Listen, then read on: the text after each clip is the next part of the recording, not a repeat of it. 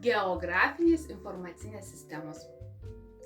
Tai žemėlapių technologija, kurioje greičiausiai dalyvaujate ir jūs. Jūs galbūt to net nežinote, tačiau naudojatės geografinėmis informacinėmis sistemomis.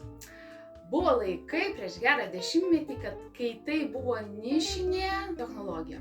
Ir jie daugiausiai naudojosi žemėtvarkininkai, aplinkosauga galbūt, bet žodžiu, tik tam tikrų sričių specialistai. Šiuo metu technologija tiek išpopuliarėjusi yra ir vis dar populiarėja, ir kuris sprendžia be galo daug įvairiausių uždavinių. Na pavyzdžiui, jūs naudojatės Google Maps, tai yra GIS technologija.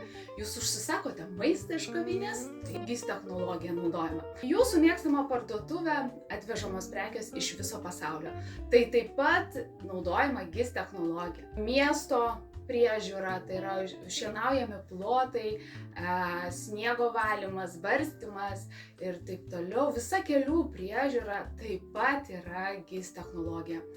Ir iš tiesų kažkada senais laikais išmanyti jos paprastam žmogui tikrai nereikėjo, bet dabar laikai keičiasi ir atsiranda produktų, kurie suteikia galimybės mums net ir žmonėms visiškai nespecifinės srities gebėti ir galėti panaudoti GIS technologiją.